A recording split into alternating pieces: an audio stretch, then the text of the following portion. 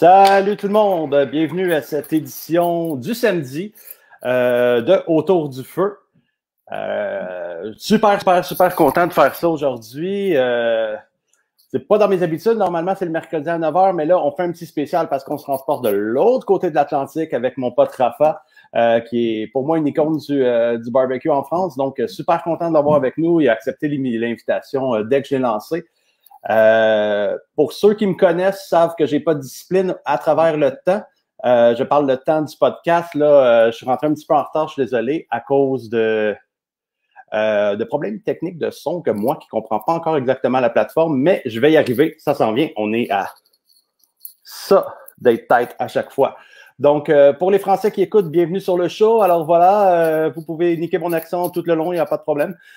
Sinon, pour les potes au Québec, ben vous connaissez la formule. Je reçois quelqu'un, on jase barbecue. Il y a pas, tout est très léger, tout est très cordial. Alors, on fait juste s'amuser à travers tout ça. Represent Montréal. Et puis, sans plus tarder, parce que j'aimerais ça rentrer dans le temps, on se joint tout de suite à Rafa. Hey, salut! Salut, comment tu vas? Salut, ça va et toi? Très bien, très bien. Je vois que t'es derrière, devant ton setup extérieur. Ouais, comme je te disais avant de rentrer ici, moi, je m'étais installé à l'extérieur. Il fait 100 degrés à Montréal. Ça a duré 3 minutes, puis je suis rentré parce que c'est juste invivable. Vraiment content de t'avoir avec moi sur le truc aujourd'hui. Merci. Mon podcast, en fait, pour ceux que c'est la première fois qu'ils écoutent, on est rendu déjà à l'épisode 8. En gros, je reçois, mais j'allais dire Québec, mais on va y aller plus francophonie. Je reçois tous les acteurs de la francophonie qui font avancer le mouvement du barbecue énormément. Puis, ben, écoute, pour moi, t'es un naturel aussi de faire ça parce que en fait, je pense que en termes de vidéos de francophonie, dans la francophonie, tout ça, t'as une place énorme là, avec ton blog aussi. Je trouve, personnellement, pour lancer quelques fleurs, là, je trouve que tu fais les choses bien. T'es fait à ta façon, tu sembles, pas tu sembles, je pense que t'es 100% authentique dans ce que tu fais aussi. Exactement, le plus naturel possible. Puis en fait, je pense qu'on est deux passionnés aujourd'hui qui se rencontrent pour discuter de barbecue. Donc, tout au long, là, si vous avez des questions, je vois qu'il y a déjà plusieurs commentaires.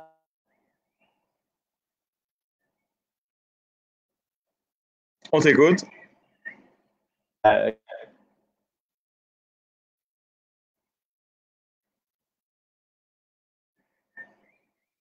J'ai travaillé pour Lacoste pendant 15 ans.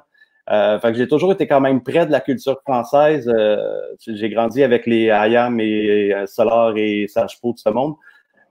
Donc, pour moi, c'est quand même vraiment cool de faire ça avec toi de l'autre côté. Je vois des habitués aussi qui sont là. C'est cool. Je sais, pour tout le monde, c'est samedi soir, 18h. Donc, vous avez des trucs à faire. De mon côté, c'est samedi midi, la plus belle journée de l'année. Fait que je sais que les gens ont des trucs à faire, mais sont quand même présents. Fait que je suis super content de ça. Je jump dessus dans le sujet parce que je fais toujours des intros trop longues puis je parle beaucoup trop. Je sais de quoi tu vas parler, je suis pareil. Pourquoi le barbecue? En fait, parce que je pense qu'en France, c'est quelque chose qui s'en vient beaucoup, qui est beaucoup en développement présentement. Moi, je vois une explosion là, de votre côté. Je pense que c'est une explosion que nous, on a eu peut-être environ 4 ou 5 ans, que je vois présentement que ce phénomène-là qui commence à exister en France aussi. Donc, qu'est-ce qui t'emmène vers le barbecue à travers ton parcours? Alors moi en fait c'est simple, donc déjà merci pour cette introduction. C'est vrai que moi je suis vraiment un passionné de barbecue, donc mon métier c'est ostéopathe, pour ceux qui le savent pas. Donc voilà, je fais mes consultations et tout, et puis entre deux je réponds à vos mails, j'essaie de garder un petit peu de temps pour tourner les vidéos, etc. Et donc je fais vraiment sur mon temps libre. Puis au fur et à mesure ça prend de plus en plus de temps. C'est vrai que chaque année je me dis si j'étais à ce point-là, si je pensais que j'étais à ce point-là l'année dernière, j'y aurais pas cru. En fait, maintenant, ça date d'il y a 8 ans, donc en 2012. En fait, il y a la tante de ma femme qui est à Montréal, et du coup, ses cousines sont allées très très jeunes, elles avaient 2 ans directement au Québec. Et donc, elles sont québécoises totalement. Et du coup, on aime bien leur rendre visite régulièrement. Et puis, il y a 8 ans, on est parti et puis là, franchement, j'ai découvert un monde mais incroyable. Tu vois, il y avait 1 mètre de neige, on faisait du barbecue, on faisait des ribs. Ah, c'était des ribs bouillis à l'époque, mais c'est pas grave. Ouais. L'intention était là. Sûrement sur planche de cèdre, des choses incroyables. Et puis, tu reviens en France, tu te dis, mais comment ça se fait que dans le pays de la gastronomie, on va faire des saucisses, brochettes, côte de bœuf pour les plus téméraires, et puis c'est tout. Et tu te dis, il y a vraiment un truc à faire. Et puis, tout simplement, j'ai commencé à poster 2-3 photos comme ça. Et puis ça a pris, ça a été repris également par une page, un mec qui avait créé facebook.com/barbecue, voilà, tu vois, c'était une page comme ça. Ouais. Et du coup, il y a beaucoup de personnes qui sont venues. J'avais un petit overblog, un truc totalement gratuit. Et puis au fur et à mesure, il y a eu ça. Après, du coup, j'avais participé à une émission 2 ans après, donc Les Rois du Barbecue, ça s'appelle. On la trouve sur YouTube. Et dans cette émission-là, en fait, il y avait les gens de chez Weber, de chez Weber. Weber. Ça, on va le différencier tout de suite. C'est bien que tu le. Pour les Québécois et pour les Français, Weber. Ah, exactement. On parle du même truc, mais c'est ça. Exactement.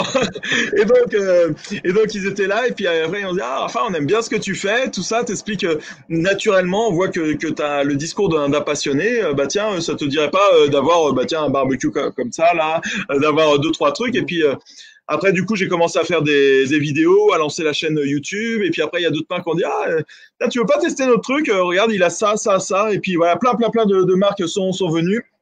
Et puis, bah, du coup, maintenant, j'ai pu écrire mon livre Super Barbecue en 2017. Il est encore dans le top 5 des ventes sur Amazon. Là, pour la 4e saison consécutive, il a fait 2017, 2018, 2019, 2020. Là, il est en rupture actuellement sur Amazon, d'ailleurs. Donc, ça fonctionne très, très bien. Et puis, voilà, on développe plein de projets autour du barbecue sans jamais rien forcer parce que je prends uniquement ce que le barbecue me donne, quoi, on va dire. Absolument. Puis, en fait, juste moi, je vois ta progression, puis je vois ce qui se passe. Tu sais, je suis, en fait, j'ai joint ton groupe aussi, c'est un groupe Facebook Barbecue et Vous, Barbecue et Vous, exact. que je suis arrivé peut-être en décembre, je pense, sur le groupe. Il était à 3000 environ, c'est déjà rendu à plus de 10 000. C'est exponentiel. Même. Ouais, c'est-à-dire qu'on avait lancé ce groupe Barbecue et Vous, parce qu'en fait, moi, je me sentais pas de lancer un groupe tout seul, le barbecue de Rafa, le groupe, je me sentais pas, ça demandait énormément de temps, il faut des administrateurs et tout, et puis du coup, avec Stéphane et Rohan, c'est une rencontre avec des vrais passionnés, on s'est dit, j'aurais dit, est-ce que vous voulez devenir administrateur? Mais l'idée, c'est pas le barbecue de Rafa, c'est-à-dire un truc centré sur Rafa, parce que c'est pas un truc narcissique, machin. Je veux justement barbecue et vous, c'est-à-dire que c'est vous, vos recettes, que vous allez pouvoir mettre en avant. Et on va pouvoir tous progresser au fur et à mesure. Et puis voilà, le groupe à 9 mois, on est déjà à 12 000 personnes. Ça explose. Et puis c'est surtout le groupe le plus actif, le groupe français le plus actif avec plein de publications et tout ça. Donc vraiment, c'est quelque chose qui plaît. Et du coup, bah voilà, ça crée un effet de groupe. Les marques viennent, nous posent des questions. Ah bah tiens, j'aimerais mettre ça en avant et tout. Donc, on est presque obligé de refuser parce qu'on n'est pas là pour prendre au niveau des marques, mais vraiment le meilleur de ce qui se fait sur le barbecue en France. Puis je pense personnellement, c'est la bonne façon de le faire. Moi aussi, plusieurs personnes m'ont demandé, vas-tu partir un groupe ou tu vas rester avec ta page ou quoi que ce soit. Pour moi, partir un groupe de barbecue, l'offre est déjà, au Québec surtout, l'offre est immense. En France, pareil. Pour moi, j'avais aucun intérêt de partir une page. Je pense qu'au contraire, ceux qui sont là font bien le travail, tout ça. Puis le fait que tu t'arrives avec... puis moi, je connais Stéphane. Je connais pas vraiment Stéphane, là, mais je le vois sur nos groupes depuis des années. On a échangé plusieurs fois sur Messenger aussi. Hyper passionné. Le gars est vraiment un passionné. Fait que c'est les bonnes personnes, en fait, qui sont là, qui vont faire. Puis ton groupe est sain, il n'y a pas de. Puis ça, je fais un petit comparatif Montréal France là-dessus. Il y a beaucoup plus d'attaques sur la façon de faire les choses sur les groupes ici versus ton groupe que je trouve qui est vraiment sain à ce niveau-là, là, qu'il n'y a pas vraiment de dérapage ou il n'y a pas de jugement. Je trouve qu'ici, on essaie. Exactement. Puis ça, je pense que c'est la formule pour avoir un groupe qui est sain puis qui fonctionne bien aussi puis qui a une belle progression. Mais ça, tu vois, Alex, c'est un peu dans votre mentalité à chaque fois que je vais au Québec, je me dis, ah tiens, c'est bizarre, parce que vous êtes toujours, moi j'adore le sens du service, tu sais, tu vas, par exemple, à Saint-Hubert, tu vas, Ouais. hey, salut, moi c'est Julie, machin, et tout. Chez nous, ils sont pas du tout comme ça et Ah tout. non, non, on les dérange. Tu vois, la première fois que je suis allé dans un bistrot français, On dérange les gens. on dérange les gens. Excusez-moi, quoi? Comme, OK, je voulais juste commander. Et du coup, vous avez quand même, vous êtes vachement bienveillant et tout ça, mais par contre, je trouve que pour tout ce qui est cuisine, euh, à l'inverse, nous, on est vraiment pour s'ouvrir, pour voir des choses vraiment. Alors que vous aimez une manière de faire. C'est-à-dire Ouais. qu'à chaque fois que je vais chez vous, au Québec, je dis, mais comment ça se fait que Ricardo, mais c'est Dieu sur terre, quoi. C'est-à-dire que si c'est Ricardo qui a dit, ah, amen. C'est vraiment ça. Alors que nous, on a plein de chefs différents. Je vois même pas la possibilité d'avoir une personne Une personne vraiment non, représentative ouais. comme ça de la cuisine. Vous, il y a Ricardo, puis il y en a pas 10 000, quoi, je veux dire. Alors que nous, il y a plein de chefs différents, donc on a dans l'esprit culinaire l'idée de s'ouvrir à plusieurs personnalités. Ah, Ricardo a acheté Google, puis dès que tu tapes une recette, c'est lui, il est partout. Mais il y a c'est bien, beaucoup... j'adore Ricardo, moi. Tu vois, sur cet aspect-là, l'aspect foodie, si on veut, l'émergence des chefs au Québec dans les dernières années est incroyable. Ouais. C'est là qu'on voit, on en voit de plus en plus sortir, de plus en plus jeunes, c'est plus les mêmes, justement. Ouais. Beaucoup de talent, beaucoup de recherche, beaucoup de documentation, beaucoup de techniques. C'est ce qu'on voyait moi avant, puis c'est un peu moi l'offre que j'ai sur le barbecue avec mes recettes. Ça, c'est un peu un petit peu champ gauche, si on veut. Là. Je sais pas si ça se dit en France, champ gauche. Non, pas vraiment. Un peu déviant, quoi, on peut dire. En le disant, j'ai réalisé. Mais On comprend. Exactement. Donc, l'offre est un peu différente, puis la réaction est quand même hyper bien par rapport à ça. Puis c'est là que je vois que l'ouverture est en train de se créer. Puis justement, les gens sont un peu cherchent un peu quelque chose qui est différent de la seule façon de faire. Qui est très... Puis tu as absolument raison. Là, moi, c'est ce que je trouvais dans les dernières années aussi, là, que les ribs, t'es fait comme ça, puis c'est comme ça, t'es fait pas comme ça, t'es fait pas bien. Mais il y a tellement de façons de cuisiner. Ouais, mais parce que vous avez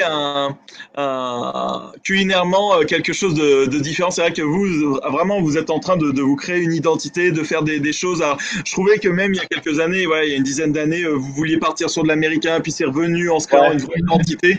Et parce qu'à la base, à chaque fois, tu sais, j'aime bien aller au marché Jean Talon. Et quand tu montes juste à gauche, là, tu as une petite librairie gourmande et avec plein de livres de cuisine et tout. À chaque fois, je me dis, j'aimerais bien des recettes traditionnelles québécoises et tout. Après, j'ouvre, je dis, non, c'est moche. C'est un truc, on va rajouter de la patate et du machin et du truc. Et donc, si c'est des livres d'il y a 15 ans, c'est totalement dépassé, quoi. C'est comme si c'était des livres d'il y a 30 ou 40 ans ici. Ouais. Mais ces dernières années, il y avait des vraies choses qui sont vraiment super. Exactement. Super que j'adore regarder. Est-ce que ton livre est publié ici à Montréal?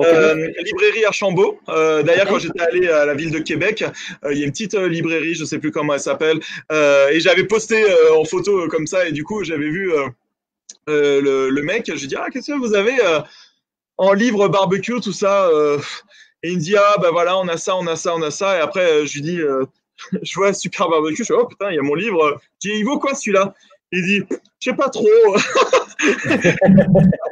Après, je regarde et derrière, il y avait ma tête, il m'avait reconnu. Il m'avait rigolé, c'était vraiment pour la blague.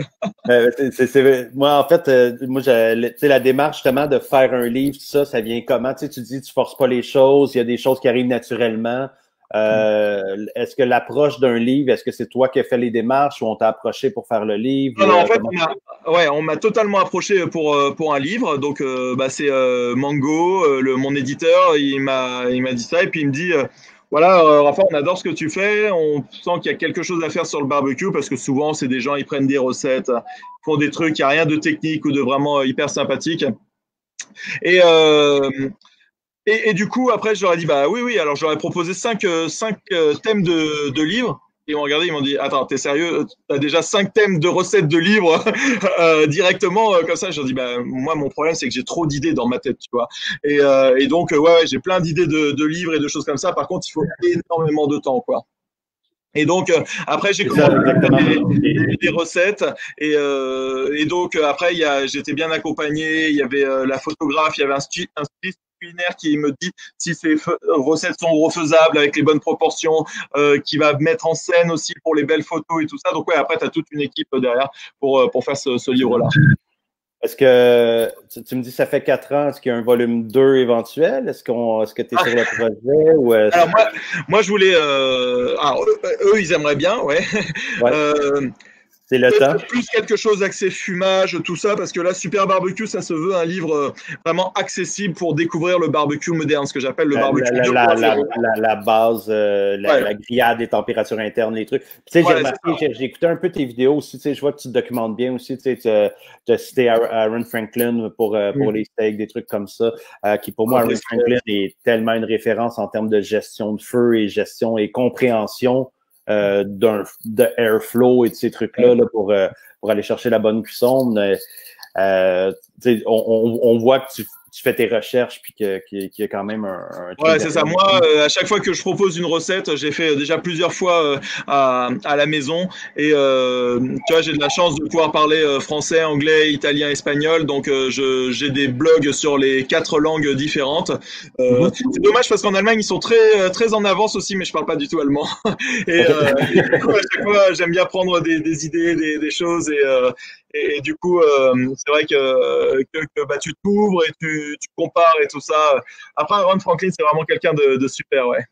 Absolument. Là, je vois je sais pas si toi, tu as les commentaires de ton Ouais, si, côté. j'ai mis mon téléphone ici. Euh, donc, Alors, un autre il y a, livre sur le fumage, peut-être. Alors, il y avait Super Barbecue, pourquoi pas Super Fumage, où pareil, je réexplique les bases et tout ça. J'ai déjà plein d'idées sur ça. Après, il faudrait demander, je sais pas, au gouvernement ou quoi, qu'il fasse des journées de 48 heures en une journée. Et ben, du coup, je ben, pourrais c'est ça, vraiment c'est ça. faire quelque chose. Il y a l'aspect où ben, tu es ostéopathe, Mm. donc tu as quand même un travail qui est demandant aussi. C'est des longues journées et tout et tout. Donc, moi, je vis un peu la même réalité. Là. J'ai 1 million d'idées présentement, mais j'ai comme juste pas de temps pour, pour, C'est pas grave, Alex, tu vois, pour tout faire. si j'ai un conseil à te donner, prends prends ce que le barbecue te donne à l'instant T. Tu vois, moi, par exemple, il y a des choses, j'aimerais bien les faire et tout. Elles se sont jamais faites, mais je sais que quand elles vont se faire, ça va cartonner. Mais Exact. petit à petit, les choses vont venir. Et puis même pour des recettes, des fois, je me dis, ah tiens, j'aimerais bien faire, par exemple, la vidéo de la brisquette, ouais, on me l'a toujours demandé et tout ça. Et puis, je pouvais la faire parce que j'en ai déjà fait plusieurs et tout. Mais voilà, j'attendais vraiment d'avoir la bonne ressource, de bien présenter, de Mhm. bien compiler tout pour la faire au bon moment. Et c'est pour ça qu'après la vidéo fonctionne. Donc, on se précipite pas parce que Ouais, notre vie n'en dépend pas. Tu vois ce que je veux dire? absolument. Donc, Absolument. si ma vie n'en dépend pas, mon salaire n'en dépend pas, le plaisir que j'en sors dépend. C'est pas grave, ça viendra. Et puis, si c'est pas cette saison-là, c'est pas grave, ce sera la saison d'après. Parce que moi, je me vois pas comme quelqu'un qui veut faire du buzz et faire ça. Le blog, il a 7 ans, là. À la Mhm. fin du mois, il va avoir Ouais, il 7 est ans. bien installé, il est bien installé. Ouais, bah, c'est vraiment quelque chose pour la durée, quoi. Je veux pas créer un personnage, faire du buzz et puis dans 2 ans, on ne voit plus, quoi. Absolument. On a beaucoup. Je trouve, plus qu'on se parle, là, je réalise à quel point on a beaucoup la même approche par rapport à ça. Tu sais, moi, j'arrive un peu. Justement, je veux m'éloigner d'être un personnage, d'être pas authentique dans ce que je fais, de pas être moi-même. C'est hyper important pour moi de faire les choses à la bonne façon. Comme tu dis, comme tu disais tantôt, ça va toujours plus vite qu'on pense que ça va. Euh, puis présentement, je le réalise parce que moi, ça l'explose rapidement. Puis personnellement, je pensais être là dans 6 mois, 8 mois, voire un an. Donc, ça commence à aller. Fait que c'est de prendre le temps de bien faire les choses, puis les choses vont se passer, en fait. Et tu Tu vois, vas-y, oui, vas-y, vas-y. dis-moi. En fait, je vais te laisser closer parce que tu m'as amené ailleurs en disant ce que tu as dit. Donc, vas-y. Non, mais tu vois, là, par exemple, bah, clairement, c'est la saison du barbecue en France, c'est la haute saison, t'as plein de marques qui viennent. Ah, tiens, tu veux pas mettre ça en avant? Non, non, attendez, ça, on pourra le mettre l'année prochaine ou cet hiver. J'ai pas besoin et j'ai pas envie de me presser pour mettre en avant quelque chose, quoi, tu vois. Donc, Mhm. quand on est à refuser des marques pour avoir ton éthique et pour dire voilà on va faire les choses au fur et à mesure, bah ouais c'est ça le plus important Exactement.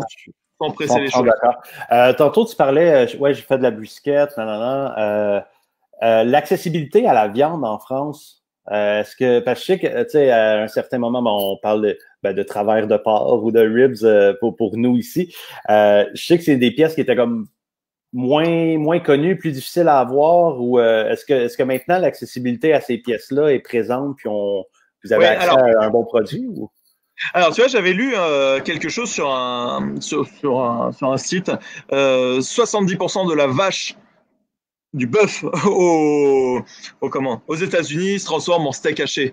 Tu vois, alors que nous, Ouais. du coup, il y a beaucoup plus de découpes et c'est pas du tout les mêmes découpes américaines et françaises. Et d'ailleurs, quand je vais même chez vous au Québec, que je vais à IGA et tout ça, t'as l'impression, tu te dis mais comment il fait pour marcher ce cochon parce qu'il a des ribs, du bacon. Et bah ça, une échine et tout, alors que nous, on va avoir les pieds de porc, on va avoir les oreilles de porc, on va avoir vous travaillez plus la carcasse, en fait. Là. Vous travaillez plus la carcasse de l'animal. Voilà. Du coup, c'est beaucoup plus découpé. Du coup, alors quand on vient voir un boucher qu'on dit ah tiens, je voudrais cette découpe-là, déjà il te regarde bizarrement et il y a deux types de bouchers. Il y a ceux qui disent non, moi je suis boucher, c'est pas du tout comme ça qu'on fait, c'est comme ci, comme ça. Ok, il n'y a pas de souci. Et puis d'autres qui s'ouvrent vraiment et qui vont dire ah tiens c'est intéressant. Alors tiens, j'essaie de me démener pour essayer de te choper ça, etc. Et donc il faut trouver, c'est toujours ce que je dis, le boucher, c'est notre dealer. C'est lui qui va nous trouver la bonne cam pour à fumer. Tiens, on va continuer. Absolument. Puis en termes de produits, parce que moi sincèrement, j'ai peut-être 500 personnes de France qui me suivent et 300 Belges environ là, sur ma page. Puis la question que je reçois à chaque semaine ou à peu près, ou voire 2-3 fois semaine, comment on peut avoir vos produits, les produits, toutes les, tu sais, les Butcher Barbecue, les Cosmos Q, les même les produits qu'on a au Québec, en fait, surtout les produits qu'on a au Québec, parce que moi, je suis très, très achat local là, dans ma façon de vivre. Là, puis il y a une émergence de produits exceptionnels là, qui se passe présentement. Toi, je sais que tu connais bien Barbecue Québec là, avec Max exactement, ouais. Max deux sont des grands amis. Ouais, deux super gars. Là. Moi, j'ai travaillé avec eux pendant 2 ans. Yes. Je les adore et s'ils m'écoutent, ils me manquent beaucoup aussi. Mais comment, dans le fond, est-ce qu'il y a beaucoup de compagnies qui font des produits de barbecue ou est-ce que vous avez une belle offre ou est-ce que c'est quand même difficile? Et si vous n'avez rien, est-ce que toi, c'est dans tes projets éventuellement de commercialiser des produits pour que vous ayez une offre qui soit intéressante? Alors, pour te donner une idée, si aux États-Unis c'est en 2020, vous avez encore un petit peu de décalage, vous êtes en 2010, nous on est à la préhistoire, tu vois. Donc, très clairement, il y a beaucoup de choses. Ça, je sais que ça va venir, que le retard va revenir. Alors c'est marrant parce que à chaque fois, si on importe, je sais pas, un produit des États-Unis ou quoi, ouais, tu te rends compte, Rafa, ceci, cela, quel incivisme, tu fais venir des produits des États-Unis et tout. Par contre, pour des épices, ouais, Rafa, où c'est qu'on peut avoir ces épices? Bah, aux États-Unis justement, tu vois. Et du coup, on peut trouver en Europe, en Hollande, ils sont vraiment bien là-dessus. En Angleterre, ils sont très bien là-dessus. Ils importent beaucoup de choses. Après, les frais de livraison vont vraiment augmenter. Mais c'est possible quand même en Europe de trouver des choses un petit peu similaires ou par des épiceries américaines en ligne. C'est pas forcément donné, mais voilà, le barbecue est de toute manière une passion qui coûte cher, quoi, on va se dire. Oh, absolument. C'est pas le hobby le moins cher. Non, quand tu as une pièce de bœuf je sais pas, à 130 euros, tu vois, ça fait 180 $ canadiens. Qu'il te faut une machine, enfin un fumoir, qu'il te faut des briquettes ou du charbon, plus ceci, plus une machine sous vide, plus machin, enfin, ça s'arrête pas. Plus les machins, plus thermomètre, plus enfin.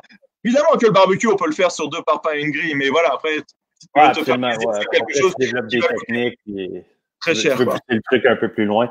Est-ce que c'est quelque chose qui t'intéresse éventuellement de commercialiser des produits ou c'est pas vraiment? Ou... Il y a des projets. J'ai été approché par beaucoup de marques. Je peux pas encore en parler actuellement, mais il y a des choses vraiment vraiment bien à mettre en place. Mais pas juste une épicerie en ligne ou voilà. Moi, ce que je veux, c'est vraiment raconter une histoire, apprendre aux gens à bien les utiliser, tout ça. Donc, voilà, il y aurait, ce serait vraiment quelque chose d'assez costaud et ça devait se faire en fait ça devait se faire depuis 2 ans déjà et c'est pour ça que quand je te dis que les choses se font pas, c'est pas bien grave, on attend un petit peu. Il y a 2 ans et puis l'année dernière ils ont été débordés, cette année il y a le Covid machin, c'est pas grave, ça viendra plus tard et puis quand ça se fera ce sera vraiment exceptionnel, ce sera quelque chose de très très gros, mais pour le moment je peux pas en dire plus. Ouais. Ouais, c'est mon travail d'essayer de soutirer ces informations. Il y a beaucoup de marques qui viennent me voir, qui veulent travailler ensemble et tout. Malheureusement, moi, je suis tout seul pour faire ça. Tu vois, quand je filme, c'est moi qui vais faire l'autofocus, qui vais monter le trépied, baisser le trépied, changer l'angle, machin. Donc, je me filme tout. Tu fais tout seul? Tout seul. Ensuite, j'apporte, je fais le montage, je fais la mise en ligne, je fais la miniature, je fais les tags, les machins, je fais absolument tout est fait tout seul. En effet, tu as besoin de 48 heures par journée. c'est quand même... Tu sais, la qualité est bien, je veux dire... tu sais, je veux qu'on parle un peu ben, en fait, surtout aussi, là, c'est un flag pour les Québécois. Là. Si vous cherchez des recettes bien expliquées en français, allez voir le channel YouTube de Rafa. Là, je pense que t'expliques hyper bien. Je trouve que tu es un excellent pédagogue. Comme je te disais l'autre jour, j'ai un ami qui vient de se mettre au charbon, puis qui cherchait justement des façons. Puis en fait, qui m'appelle 42 fois par jour, donc je veux un peu de temps libre. J'ai dit, va voir les vidéos de Rafa. C'est lui qui m'a écrit en MP après. Possible. Bloque-le tout de suite. il va revenir, il revient trop. Mais en fait, comment ça part au commencement, en fait, le channel YouTube, une envie de partager, puis... Parce que t'as quand même beaucoup de following. T'es quoi, 80 000, je pense? Ouais, c'est ça, on va atteindre les 82 demain. Là, c'est vrai que je peux te donner un chiffre là, et puis comme il y a entre 250 et 350 personnes par jour, tous les 3 jours, ça change de 1000 personnes, quoi. Donc ça évolue. La question, c'est comment j'ai commencé sur YouTube, c'est ça? Ouais, ben en fait, on commence, puis on n'a pas le choix. Au départ, tu as 1 subscriber, 4 subscribers, 5. Puis, alors, du coup, il y a 2 choses qui sont très importantes. Donc, la vidéo et le son. Donc, moi, j'ai juste un appareil réflexe de base, un trépied, puis un micro vraiment hyper simple. Et puis, voilà, quoi. Après, il faut... Ouais, à chaque fois quand je tourne, j'ai déjà mon script dans ma tête, tu vois, j'écris rien, je tourne comme ça, et puis je parle, je fais mon truc. Et des fois, il y a des amis qui sont là, je parle et tout, ils disent, ah ouais, quand même, t'es taqué sur le truc. Donc voilà, je tourne comme si c'était en fait ce que j'appelle un semi-live. C'est-à-dire que, en fait, mais quand je tourne, c'est peut-être pour ça que c'est naturel, je fais que 2 prises maximum si j'ai bafouillé. Ça, c'est vraiment le conseil que je peux donner, c'est que voilà, je vais parler comme ça, je dis ce que j'ai envie de dire, et puis bon, c'est vraiment si on comprend pas ou quoi, je reprends, mais sinon, non. Et donc, après, tu tournes les vidéos et tout, et c'est en ça que être blogueur barbecue, c'est pas juste faire du barbecue, mais c'est savoir gérer Photoshop, ton logiciel de montage et tout, parce qu'après, il faut importer ça, faire le montage, et ensuite se faire connaître avec des belles miniatures, essayer d'apprendre à connaître l'algorithme YouTube, c'est-à-dire qu'est-ce qui lui plaît, comment le séduire, comment faire venir des personnes. Et alors là, du coup, c'est énormément de lecture, et je pense que je lis autant tout ce qui est sur le domaine du barbecue que sur le marketing digital, comment grossir tout ça, mais tout est naturel. Hein, du coup, là-dessus, il n'y a pas de publication sponsorisée, tout ça. Ben, c'est la meilleure façon de grandir, je pense. Là, moi aussi, j'essaie de rester loin du sponsoriser, ces trucs-là. Là, j'essaie d'avoir quelque chose qui est sain en termes de crowd, si on veut, là, de public, excuse. Fait que pour moi, c'est c'est la bonne façon de le faire aussi. Puis ça paraît justement que tu emmènes un aspect semi-live, puis c'est ça qui rend ça intéressant aussi. Là, en même temps, t'as pas l'impression qu'il y a 14 caméras autour. Je pense que c'est important d'aller chercher ça. Mais tu vois, ça, Alex, c'est marrant parce que du coup, juste pour rebondir là-dessus, c'est un peu aussi ce que les gens cherchent, quoi. Tu vois, quand ils viennent sur un blog, ils veulent pas un magazine, quoi. Ils veulent pas un truc super propre, machin et tout. Ils veulent un monsieur tout le monde. Rafa, c'est un monsieur tout le monde. C'est-à-dire que tu vois, il y a mes haies que je coupe ici, je suis chez moi. Il y a souvent les gens, ah, elle est bien ta cuisine, on peut louer et tout. Bah non, tu vas pas louer chez moi, quoi. C'est pas parce que je suis dans une cuisine professionnelle ou pas. Non, c'est chez moi, vraiment. Et du coup, si je fais, on peut se tromper, on peut faire des choses pas super belles et tout ça. C'est normal, c'est un blog, c'est pas un magazine. Donc voilà, même si c'est pas parfait, c'est pas grave. Exactement. On est un monde qui fait du barbecue. Présentement, en France, en fait, il y a toi qui fais ça, que je pense que c'est la figure qu'on voit le plus dans ce domaine-là. Est-ce qu'il y a beaucoup d'autres gens qui font ça? Est-ce qu'il y a quand même vu l'émergence un peu du barbecue présentement, là, parce qu'on le sent quand même bien, là, mais est-ce que cette scène-là est en train de se saturer ou pour l'instant, tu parles de quoi? Parce que du coup, en fait, c'est marrant parce que cette question, il y en a beaucoup qui disent ah putain, t'as vu, Rafa, il a une page Facebook et on lui offre des barbecues gratuitement. Donc, c'est pas de parenthèse par rapport à ça, parce que moi aussi, tu sais, je reçois quand même des produits de certaines compagnies et tout, là. Ce n'est pas gratuitement. Je pense qu'on travaille fort quand même pour ça. Puis les collaborations qu'on va chercher, c'est des collaborations, en tout cas moi dans mon cas, qui est vraiment en ligne avec mes valeurs puis avec la personne avec qui je suis, au niveau des compagnies, tout ça. Pour moi, ce n'est pas gratuit de mettre un produit à l'avant en lequel on croit. Et si on a l'opportunité de le faire, c'est sûr, c'est cool. Je veux dire, c'est bien, tu sais, je reçois des sauces, je reçois des trucs. C'est génial, en fait, d'avoir accès à ça, mais en même temps, je pense qu'il y a un travail derrière, puis il y a une façon d'être que les compagnies se reconnaissent en nous et ont décidé d'investir sur la personne qu'on est par rapport à ça. C'est ça. Et clairement, moi, ça me coûte plus cher de faire ça. Je préférais aller au cabinet, faire mes petits patients, gagner l'argent, aller à la jardinerie, acheter mon barbecue. Et ce serait beaucoup plus rentable, crois-moi, ça, il n'y a pas de souci là-dessus. Et après, les gens qui vont dire ah, Rafa, mais avec toi, c'est de la pub, tu dis pas ça, tu dis pas ça. Bah, évidemment, parce que moi, les produits que je vous présente, c'est parce que je les ai déjà présélectionnés. C'est des produits qui me plaisent. Et si je vous les montre pas, bah, c'est que soit le test n'a pas marché, il n'a pas été concluant. Là, par exemple, là, il y a une marque qui m'a envoyé des produits, j'y croyais énormément, je les ai testés, ça marche pas du tout. C'est trop cher au niveau du positionnement prix. C'est pas top. Bah, du coup, je vais pas les enfoncer, je vais pas les montrer. Ouais. Je vais juste pas en parler. Je vais pas les mettre en avant. L'idée, c'est de mettre en avant les produits que moi j'aime beaucoup et qui me font vraiment plaisir, quoi. Donc voilà. Tu vois, là, par exemple, il y a une marque, je vous le dis en avant-première, là, ça s'appelle Manhattan Hot Dogs. En fait, ils font les mêmes saucisses de hot dog qu'à New York, donc les saucisses 100% bœuf, sans boyau, avec le pain exactement comme à New York, avec sauce moutarde américaine et tout ça. Et donc c'est des packs qui vendent comme ça pour acheter ça à la maison, parce que nous on trouve juste des petites knackis, on va dire. C'est pas les mêmes saucisses, c'est pas le même pain, il est plus bourratif et tout.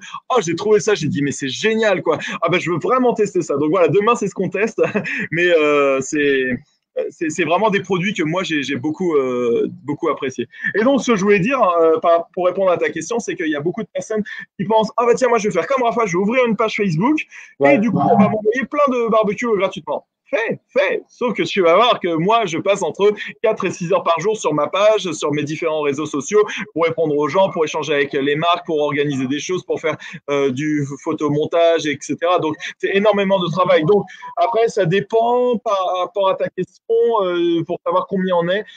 Est-ce que c'est par rapport à une page Facebook, par rapport à un blog, par rapport à... Je pense que les gens se lancent un petit peu à droite, à gauche, mais pas vraiment, ou que sur un canal et tout ça. Pour moi, de l'autre côté de l'Atlantique, puis pour la plupart des Québécois qui te connaissent et qui te suivent, t'es un peu... c'est des grosses chaussures, là, mais t'es un peu, tu sais, le Steven Reichland de France, si on veut, là. Ah oui, non. Non, mais c'est ça, mais tu sais, je comprends, tu sais, Steven Reichland a fait une vingtaine de livres et tout ça, là. Ouais, c'est clair. On n'a pas, on n'a pas le même âge que Steven Reichland non plus, mais ben, tu comprends en termes de figure emblématique, là, je veux dire, c'est le type de profil du gars qu'on associe directement au barbecue. Même ici au Québec, ben, Steven parle français, fait que nous, c'est vraiment, c'est pour nous, c'est une référence rapide. On le voit dans nos émissions de télé, on le voit dans nos trucs. Même Max et JP sont en train de devenir ça ici aussi au Québec, là. Tu sais, quand une émission de radio veulent parler barbecue, ils contactent Max PGP pour. Oui, c'est ça. Fait que tu sais, je pense que tu fais un peu le même genre de truc. Oui, c'est voilà, quand il y a des médias qui veulent venir et tout ça, oui, c'est sûr que j'ai la chance d'avoir une belle couverture médiatique, ouais. Ouais, absolument. Moi, je vois d'un, vous êtes chanceux par rapport au Weber, Weber. Je regarde vos versions des Master Touch. Tu sais, on parlait que tu disais, on est à la préhistoire au barbecue versus vous ou quoi que ce soit. Mais vous avez accès à des produits qui sont tellement plus complets. Je veux dire, le nouveau Master Touch, et nous, on n'a pas accès à ce produit-là. Ouais. Je trouve ça quand même bien, justement, là, que je pense qu'ils investissent présentement les compagnies. Puis même, je parlais avec, ça fait très name dropping. Vous dites name dropping, ça veut dire que on cite quelqu'un juste comme si c'était cool de citer quelqu'un, là. Mais je parlais, j'ai eu la chance de rencontrer le propriétaire des barbecues Napoléon l'année dernière au sommet Napoléon. Puis on parlait, puis c'est ça qu'il me disait, il dit on commence à attaquer l'Europe, puis on veut vraiment développer ce marché-là. Fait qu'il y a quand même une conscience par rapport des manufacturiers, par rapport à justement votre marché, puis à quel point que vous pouvez développer c'est énorme. Votre marché. Fait que c'est, moi la façon que je le vois, c'est ça prendra. Vous avez tellement, pour moi, là, en fait, vous avez une avance au point de vue culinaire, point de vue connaissance culinaire, puis point de vue foodie, si on veut, là, entre guillemets, et cuisine en général. Là. Vous avez des chefs réputés, tout ça. Là, je veux dire, l'influence de la cuisine française. On a des bistrots français ici et tout. Là, je veux dire, c'est. Puis pour être allé à Paris plusieurs fois. J'adorais les restos de Paris. En fait, j'adore Paris en général, là, mais un peu froid. Un peu froid, ouais, c'est ça, un peu froid, les gens. Mais en fait, tu sais, je suis allé à Paris, mais je suis allé à Troyes, je suis allé, tu sais, on s'est promené. Génial. En fait, je suis allé visiter l'usine là-bas qui faisait les produits Lacoste à Troyes. Puis on a fait un meeting dans un château, tout ça, tu sais, votre architecture, tout ça. La ville. Oui, exactement. La ville, oui, c'est très froid, là, puis tout le monde n'en a rien à foutre de toi, là, à Paris directement. Là.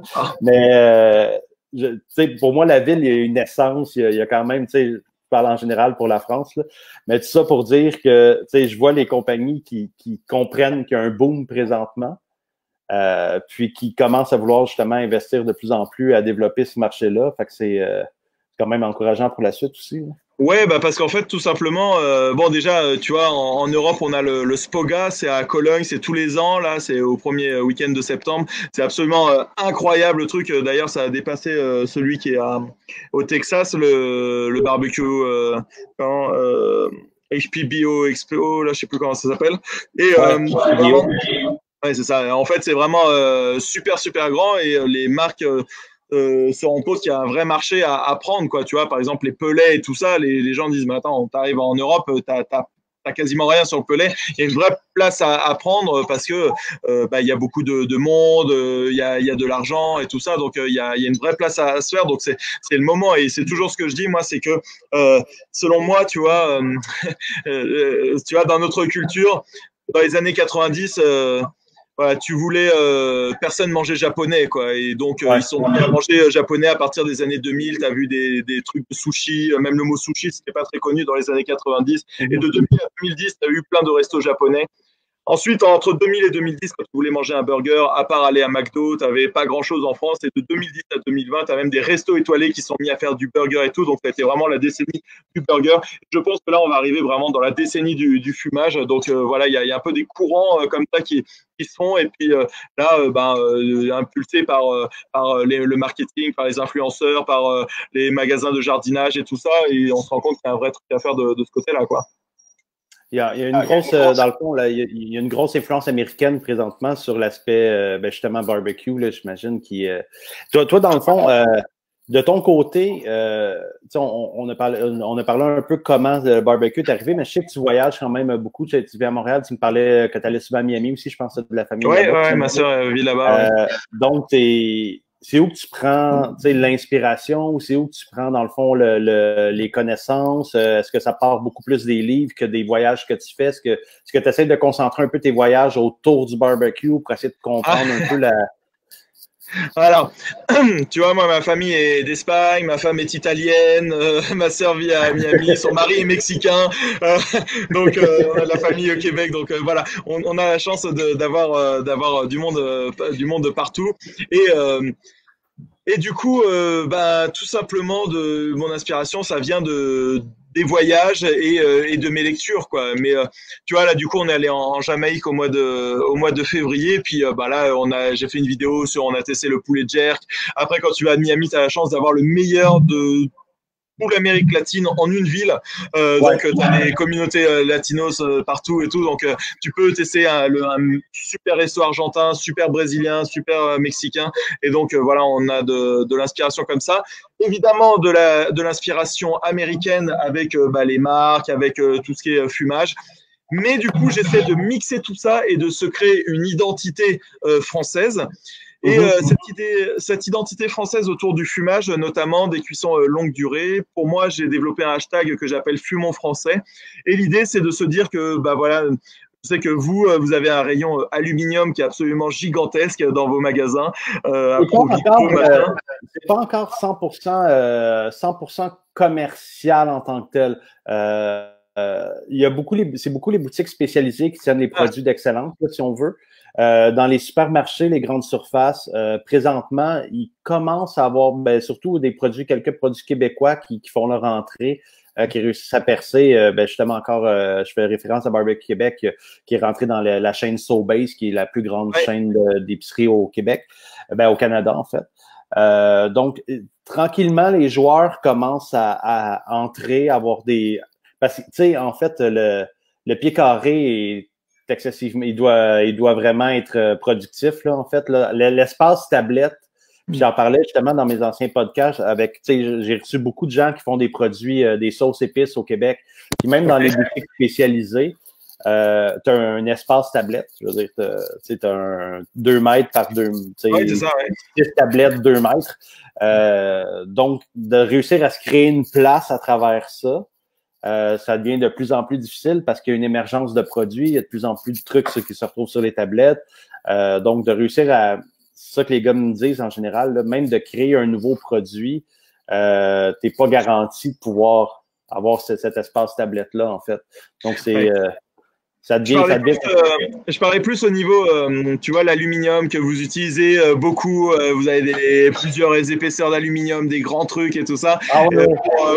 Pour fumer ça. Et même on trouve des plats, tartes, des machins. Enfin, vous avez vraiment toute une cuisine que l'on pourrait faire avec des plats en aluminium et tout ça. Et donc, l'idée, moi, que j'avais pour le hashtag Fumons français, c'était de se dire, voilà, on a une pièce de viande, par exemple une échine de porc, on va la faire fumer et ensuite, au lieu de la mettre dans j'en parlais avec Max Lavoie justement la dernière fois, au lieu de la mettre dans du papier alu, on va la mettre dans une cocotte en fonte et on va mettre du vin dedans, on va mettre un petit bouillon, on va mettre des légumes et puis au lieu de mettre juste du jus de pomme par exemple et du papier alu, on va pouvoir travailler cette note française avec le petit bouillon et puis tout ça cuit dans une cocotte parce que c'est quelque chose de très très français, la cocotte, hein, tu vois, les grandes marques comme Le Creuset et tout ça, c'est le Creuset, voilà, c'est français et donc on a une vraie culture autour de ça en Allemagne également, donc je pense que au lieu d'utiliser du papier alu, on pourrait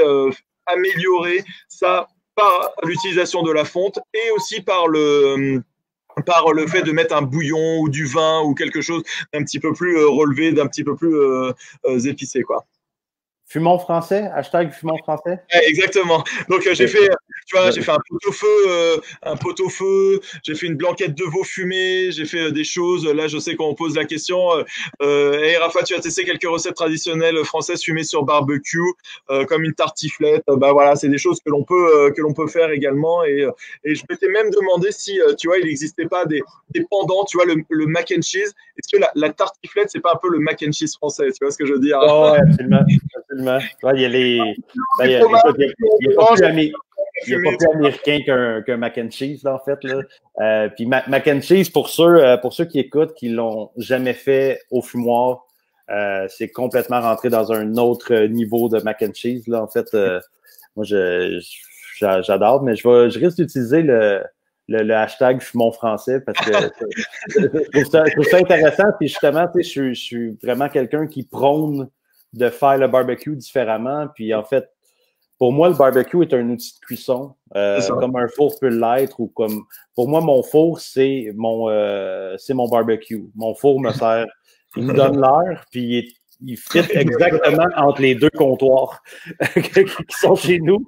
Fait qu'il remplit le trou, puis il me donne l'heure. Fait qu'il est parfait pour qu'est-ce qu'il fait, mais moi, je veux juste le cuisiner sur le barbecue, puis en fait, c'est ça qui arrive. C'est ça qui arrive présentement. Donc, est-ce que tu sens le hype autour du fumon français? Est-ce que est-ce qu'il y a une certaine orgueil de, tu sais, parce que les Français sont orgueilleux, on va se le dire. Puis en fait,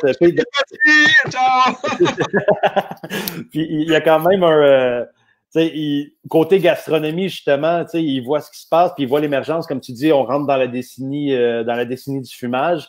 Est-ce que tu sens qu'il y a comme un orgueil à vouloir justement attaquer ça, puis de vouloir monter le niveau en partant, puis c'est ça, de se dire que peut-être qu'il y a un peu de ça, t'as totalement raison, de se dire que quand même on a la chance d'avoir un beau pays avec des bons produits, avec une connaissance culinaire. Pourquoi faire finalement comme les Américains, tu vois? Pourquoi pas se donner une vraie touche française avec des choses spécifiques, des bons produits, du local. Voilà, c'est vraiment ce sur quoi on va aller prochainement, quoi. Et du coup, oui, il y a des gens qui reprennent le hashtag et qui vont faire par exemple des joues de bœuf.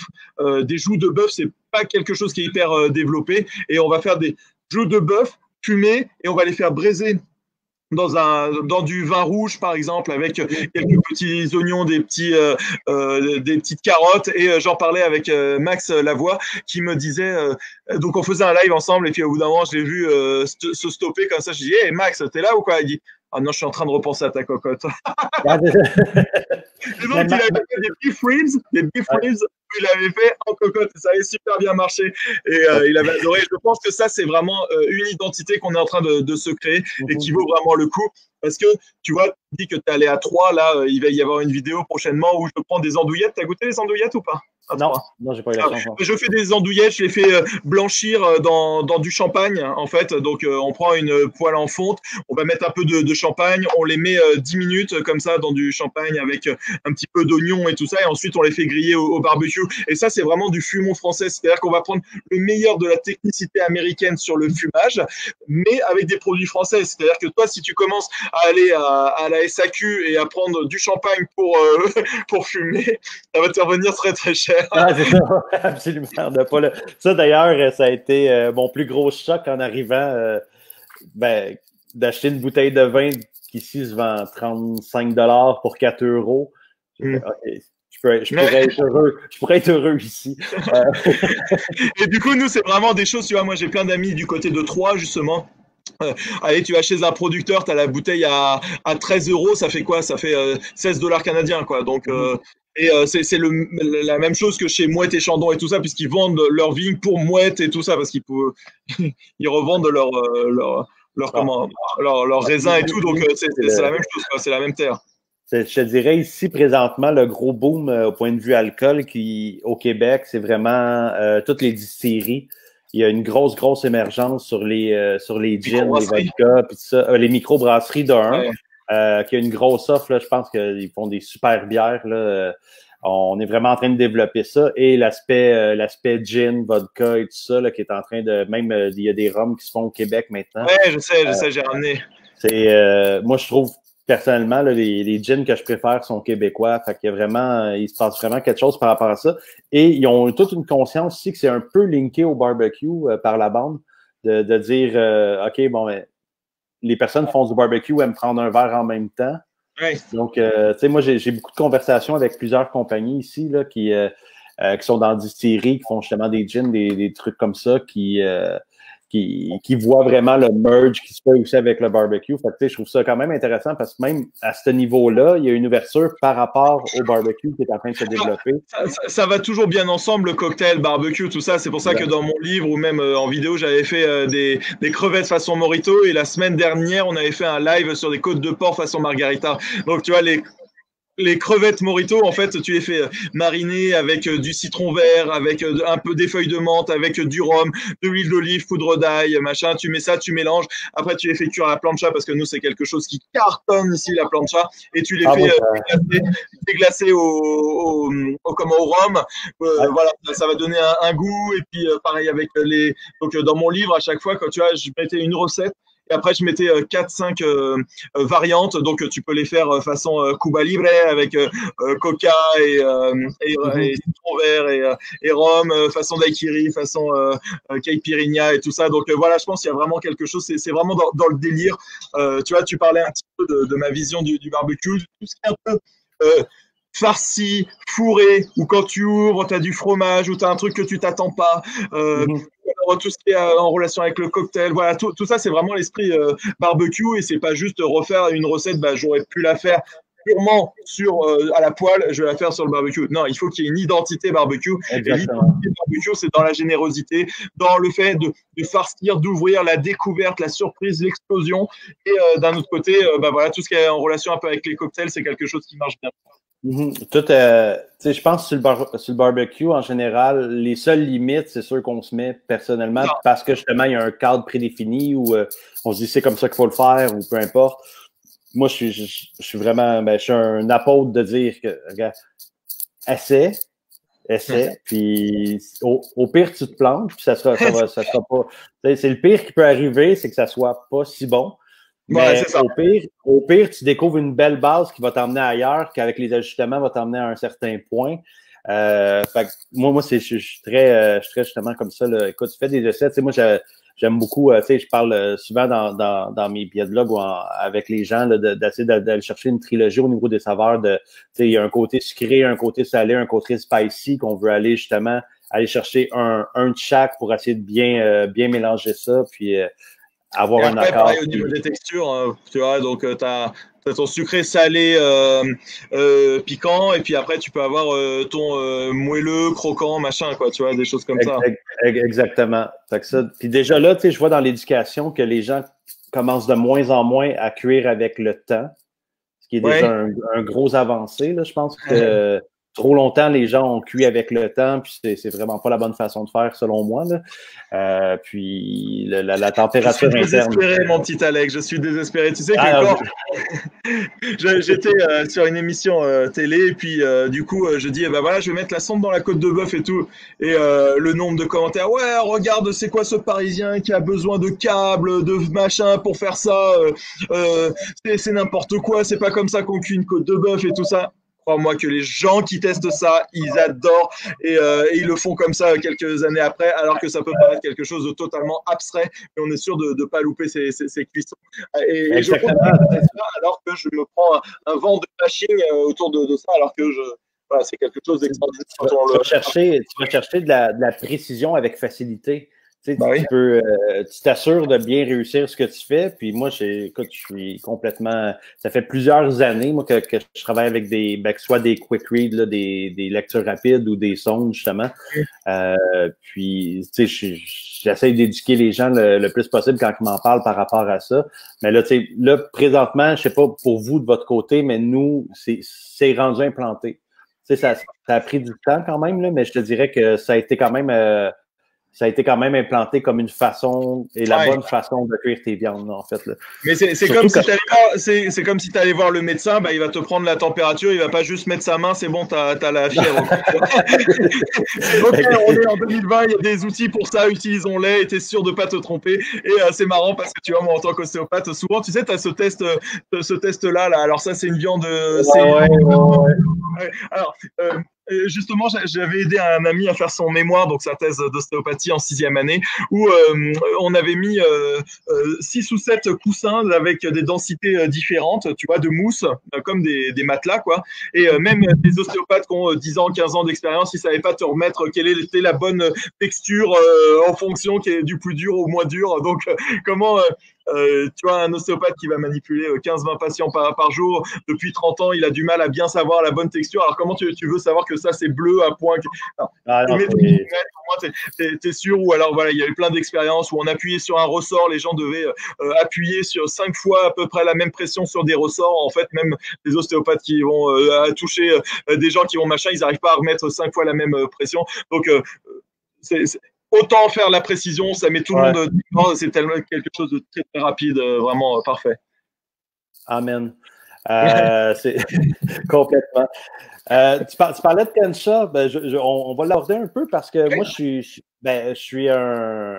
suis en amour avec ma plancha Arteflamme depuis déjà quelques années. Vous avez un équivalent, vous, que Uno, ou je me rappelle plus le nom, c'est les bols avec la plancha, t'as les bûches au centre. T'as Ophir, Coco, t'en as plusieurs comme ça, donc les Brasero et plancha. À bois, toi, tu parles.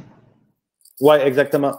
Nous, ce qu'on a nécessairement vraiment plancha, puis c'est un bol en fait là. Non, alors nous les vrais planchas sont au gaz ou électrique. Du coup, c'est vraiment donc t'as 3 rebords et puis une évacuation des graisses. Et c'est en fonte émaillé ou acier, voilà, ou en inox, c'est comme ça. Et ça, en fait, c'est la plancha, donc ça vient du Pays Basque espagnol à la base, donc vraiment la partie au nord-ouest de l'Espagne, et puis du coup il y a le Pays Basque français qui utilise énormément la plancha ensuite, donc voilà, vraiment tout le sud-ouest français utilise ça, et à tel point que tu vois, tu as des gens du marketing de chez Weber aux États-Unis qui étaient venus en France, qui avaient dit mais on vient ici pour voir pourquoi vous êtes dingue de la plancha comme ça. Parce que du coup, c'est une cuisine rapide, mais t'as pas de goût fumé, t'as pas de machin de truc. Donc pour eux, c'était incompréhensible, quoi, tu vois. Mais je comprends. Une chose que je vois moins un peu, ça me fait penser parce que je cuisine des fois mon poisson sur plancha. Oui, moi aussi. Vous êtes en bordure de la Méditerranée. Puis, tu sais, je vois les photos sur Barbecue Hugo. Je vois rarement tout ce qui est fruits de mer et ces trucs-là. Est-ce que c'est quelque chose qui est comme moins exploité ou c'est... Non, pas du tout. Non, on a d'excellents fruits de mer et tout ça. Moi, c'est vrai que, tu vois, j'avais passé mes vacances l'année dernière à l'île d'Oléron. C'est une île vraiment en Charente, donc au centre-ouest de la France. Et du coup, waouh, il y avait un port qui était absolument magnifique avec des bons fruits de mer, des machins, des trucs. Ça donnait vraiment envie de cuisiner ça. Par contre, c'est vrai que quand tu arrives là, après en région parisienne, si tu n'as pas de bonne poissonnerie, ça donne tout de suite beaucoup moins envie. Ouais. Il y a quand même beaucoup de poissons. Après, c'est vrai que moi, j'en fais, mais en fait, je fais un peu toujours la même chose. C'est vrai que je manque un petit peu d'originalité là-dessus. C'est-à-dire que moi, ce que j'adore, tu vas prendre des grosses crevettes ou des gambas, tu fais juste une persillade, donc huile d'olive, persil, ail, sel, poivre, ça, t'envoies ça sur une plancha qui est du feu de Dieu, ça les saisit, ça garde le jus, ça assèche pas, contrairement au barbecue, et c'est vraiment super, super bon. Mais du coup, je vais pas faire que des photos de... c'est comme si tu faisais que des photos de côte de bœuf. Oh, non, c'est sûr, c'est sûr. Et après, du coup, tout ce qui est poisson à chair blanche et tout ça, comme le cabillaud, par exemple, c'est bien. Bon, déjà, c'est moins visuellement, c'est moins sympa parce que ça se délie un petit peu, ça se tient un petit peu moins bien. Mais non, il y a des choses à faire, mais je suis vraiment plus un viandard, moi, quand même. Ouais, t'es plus un type viande. Parce que moi, écoute, je suis tellement comme personne, bœuf, là, je mange énormément de bœuf, mais je mangerais du poisson des fruits de mer tous les jours. Puis c'est la chose que je préfère cuisiner, puis justement aller le plus loin dans ma recherche, mon out of the box, si on veut, là. C'est vraiment tous les poissons, puis tout ça. Travailler des poissons entiers. Tu sais, on a la chance ici d'avoir quand même des bonnes poissonneries, tout ça, là. Mais moi, personnellement, j'adore. Et du coup, je vais au resto. très souvent quand je vais au resto, je prends le plat de poisson parce qu'on n'en fait pas souvent à la maison. Ah, mais ça, j'aime bien qu'on fasse ça. Moi, un steakhouse, aussi bon qu'il soit, j'ai beaucoup de difficultés de prendre un steak dans un restaurant ou de prendre des ribs dans un restaurant. Ou, plus ça va, puis plus que je deviens exigeant. Ouais, je deviens exigeant à ce niveau-là, puis je suis toujours déçu. J'essaie d'aller justement d'un truc que je fais moins parce que sinon... tu fais pas, bah oui, si tu as le restaurant à la maison, autant faire autre chose. Non, mais c'est ça, exactement. Je me discipline sur le temps parce que j'aime bien avoir une discipline. Écoute, j'ai fait mon dernier podcast faisait quasiment 3 heures. J'aurais pas le temps parce que tu vois derrière, juste ici là, j'ai un Pit Boss. D'ailleurs, on m'a posé la question là, Rafa, le fumoir fume derrière toi, c'est quoi? C'est le Pit Boss Navigator 550. Je sais que ça, c'est une marque que vous avez partout, Walmart et tout ça chez vous. Donc là, il est en train de fumer des petites ribs comme ça faisait longtemps que j'en avais pas fait. Donc voilà, je laisse facilement. Chez vous, Pit Boss, c'est quoi? C'est un truc assez banal. Ouais, quand même, je te dirais. Nous, on a.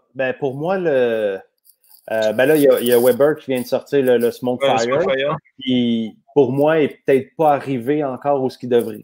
Je pense qu'ils vont ajuster des trucs je pense que la 2e ou la 3e édition va être parfaite parce que la construction est très bien. Je pense qu'il y a encore des petits trucs pour moi surtout sur le 36 pouces là, en termes de diffusion de la chaleur et tout ça. Sinon, on a les Yoder qui sont une gamme. Oui, nous aussi on les a, les Yoder Smoker, qui sont vraiment haut de gamme par contre. Personnellement, j'ai travaillé beaucoup sur des Yoder, puis je suis pas un grand fan du Yoder. Je trouve pas que. Je sais pas, j'ai pas. Je trouvais, en fait, je suis pas un gars de pellet à la base. Je suis pas un gars de granule. Mais en même temps. Alex, par contre, l'avantage du Yoder, c'est qu'il est en fonte. Et je trouve que la fonte. La fonte est oui, c'est ça. La fonte garde vraiment bien le goût, quoi. C'est vraiment moi mon offset. À chaque fois, je pourrais faire un saumon juste dans le sel. Je laisse une nuit dans mon offset, il sentira le saumon fumé après. Tellement ça garde bien le goût, quoi. Et du coup, les Yoder là-dessus, ils sont vraiment. Moi, c'est ce que j'aime. Non, la construction des Yoder est incroyable. C'est en termes d'épaisseur, en termes de tout en fait là. Moi, je trouve que les Yoder sont très bien. J'ai pas, pour la différence de coût, j'avais pas l'impression que je vivais une expérience incroyable. Exactement. Mais sinon, nous, je sais pas si vous avez les Chem Chef. Non, on n'a pas, mais quand j'avais mangé chez Max Lavoie, il m'avait fait quelque chose là-dessus et ça ressemble quand même beaucoup au Pit Boss, quoi. Exactement, c'est quand même dans le similaire. Moi, je trouve qu'en termes de durabilité, tout ça, le Chem Chef est un excellent produit. Après, tu as les Trigger ou les Traeger. Comment vous dites? On dit pas, on laisse de côté. On laisse de côté. Justement, moi aussi, dans mon opinion, je laisse de côté les Trigger. Je trouve que Pit Boss, pour le prix, est une excellente machine. Et surtout, ce que j'expliquais dans ma vidéo, c'est que tu as une vraie différence entre les fours à pellets et les barbecues à pellets. C'est-à-dire que juste le fait d'avoir ici cette petite molette là pour tirer et cuire. Alors d'ailleurs, je vais voir. Et cette petite molette pour venir saisir directement sur la viande. Ça change tout. Ça change tout. Je comprends pas le principe d'un barbecue où tu peux pas faire comme ça. Sinon, c'est un four à pellet et pour moi, ça perd tout de son intérêt. Donc, en fait, pour moi, c'était une super bonne solution, mais tu avais besoin d'un complément. Maintenant, toutes les compagnies ont beaucoup emboîté le pas du sliding grill là, justement pour pouvoir saisir puis aller chercher des températures intéressantes quand même qui avant, tu sais, à 400 ou 450, t'étais plafonné. Fait que pour faire la saisie à 400, en fait, moi, je parle en Fahrenheit, là. En fait, on est hyper louche par rapport à la température. Vous avez 260 degrés. Écoute, notre température extérieure est en Celsius, notre température de cuisson est en Fahrenheit. Quand on fume à froid, on est en Celsius. Notre température corporelle est en Fahrenheit. En tout cas, ma piscine est en Fahrenheit. Il y a quelque chose de louche là-dedans, là, mais la saisie était difficile. Puis là, moi, je trouve, en fait, pour n'importe qui dans ceux qui écoutent aussi, là, si vous voulez faire du fumage, puis si vous voulez rentrer dans ce monde-là, sans nécessairement avoir énormément de temps pour le faire parce que, tu sais, des fois, un feu, un offset va demander une gestion de feu, va demander quand même une attention quand même assez particulière. Le pellet, nous, on dit granule, pellet, là, ou ouais, on dit les deux. C'est tellement une bonne option pour quelqu'un qui veut se lancer là-dedans, mais qui n'a pas nécessairement qui n'a pas 100% confiance à jouer dans le charbon ou dans le feu ou quoi que ce soit, puis qui veut s'assurer quand même un résultat parce qu'en bout de ligne, tu synchronises une température, puis tu tombes dessus, puis voilà. Fait que c'est pas... c'est une super bonne option là, pour ceux qui écoutent, qui veulent se lancer dans ce monde-là. Puis, fait que vous, dans le fond, Pit Boss, c'est pas mal le plus gros joueur en termes de pellets en France ou... Du coup, non, il y avait Traeger qui était venu, ils en distribuaient à tout le monde. Enfin, c'est leur façon de faire également aux États-Unis. Donc, je sais pas, t'as 500 influenceurs barbecue aux États-Unis, ils en donnent 500 comme ça et tout. Et du coup, il y a ça. Et puis, du coup, ça a été contrebalancé là avec. Alors moi déjà il y a quelques années, ça fait déjà 3 ou 4 ans, j'avais une marque Grillson, c'est une marque allemande qui faisait ça, qui n'existe plus maintenant à ma connaissance. Et du coup il y a eu Traeger et puis là il y a Dansons qui vient avec Louisiana et Pit Boss et j'ai vraiment apprécié le produit et surtout celui-ci le 550 il est tout petit, on dirait une petite dinette mais vraiment il est vraiment top, on peut vraiment s'amuser avec. Ouais, j'ai vraiment bien apprécié celui-ci et la preuve tu vois il tourne comme ça, je me suis dit tiens j'ai des idées, on va laisser. C'est tellement l'avantage, je trouve, du pellet pour ça. Là, c'est tellement pas de gestion que ça rend ça hyper agréable. Voilà. Voilà, OK. Ça, quand tu tournes la roulette, ça veut dire, Alex, il nous reste 5 minutes, c'est ça? Non, écoute, c'est comme c'est des ribs. Là, la deuxième phase. On laisse. Ils peuvent relaxer un peu. En fait, what next? Tu me dis chaque chose de son temps, je suis pas pressé, je prends mon temps, les choses arrivent. Qu'est-ce qui s'en vient pour toi? Où est-ce qu'on se dirige vers la suite? Là, du coup, il y a deux grosses choses qu'on a lancées ou qu'on devait lancer cette année. Donc déjà le salon du barbecue. Donc c'est un événement qu'on a fait à Paris. C'est vrai qu'à chaque fois les gens Rafa, avec tes 17 barbecues chez toi, quand est-ce que tu nous invites et tout? Je dis vous êtes gentil, mais à 80 000 personnes vous rentrez pas chez moi. Et du coup par contre, j'ai tous les partenaires et donc je me suis mis avec une agence événementielle. J'aurais proposé l'idée et tu vois, ils font le salon du survivalisme. Donc, c'est pas en mode attaque de bison ou des choses comme ça. C'est vraiment comment plus être en autonomie, plutôt sur l'aventure. Et du coup, en fait, on s'est rendu compte que la cible sur le survivalisme et sur le barbecue, c'était un peu la même. C'est des hommes de 30-40 ans qui aiment faire des choses à l'extérieur, vivre comme ça. Donc, c'est vraiment top. Et donc, on devait faire le salon du barbecue 20, 21, 22 mars. D'ailleurs, il y avait Max qui devait venir faire Ça s'est pas fait à cause du Covid. Bon, et donc ça c'est vraiment le gros événement qui aura lieu néanmoins en mars 2021. Donc avec des cooking shows, des démonstrations intérieures, extérieures, les marques pour vraiment tester, voir, toucher. Parce que je pense que c'est vraiment la meilleure des choses parce que des fois on me dit ouais Rafa, tu te rends compte, tu as fait ça sur un Kamado à 2000 € et tout ça. Ouais, mais est-ce que tu as déjà touché un Kamado pour te rendre compte ce que c'est la céramique? Et est-ce que tu t'es rendu compte d'une cuisson longue durée pour voir comment ça tient et tout ça? C'est sûr que ça vaut très cher, mais ça vaut le coup. Ça reste, pour moi, tu sais, si je peux bouncer là-dessus, là, pour moi, un barbecue n'est pas un achat, c'est un investissement. Tu sais, t'achètes une machine qui est hyper performante puis qui va bien durer, surtout une durabilité, une bonne garantie, tout ça. Ça vaut tellement la peine. Moi, j'essaie de, tu sais, exemple, moi, je travaille beaucoup sur le summit de Weber présentement, qui est mon barbecue que j'adore. J'en dis, ouais, tu as payé 2500 canadiens, je ne sais pas comment ils se vendent en euros. Tu payes 2500 pour un barbecue ou quoi que ce soit. Je dis, ouais, mais s'il me dure 15 ans ou 10 ans, même juste 10 ans, exemple, écoute, ça m'aurait coûté 250 par année pour travailler sur la meilleure machine. Fait que, tu sais, j'en fais 5, 6, 7 fois semaine. Pour moi, c'est un investissement qui vaut tellement la peine de me dire, OK, chaque fois que j'utilise mon barbecue, même si ça me coûtait, si j'en fais 250 fois dans l'année, si mon barbecue me coûte $1 à chaque fois que je l'utilise, puis que j'ai la meilleure machine sur le marché, mais écoute, ça vaut tellement la peine. C'est ça que les gens commencent de notre côté, commencent à comprendre de plus en plus, ils veulent s'équiper avec du bon équipement, puis tout ça. On voit de moins en moins d'un petit barbecue au charbon en euros, un 60 € ou un truc de, qui va, tu le regardes puis il va fondre, là. Mais, même les gens vont dire, disons qu'un Weber Mastertouch, c'est cher et tout. Je dis, ça dépend où on se situe, 350 €. 350 € en moyenne, un Français fait 17 barbecues par an, donc on est loin de nos 250. Mais,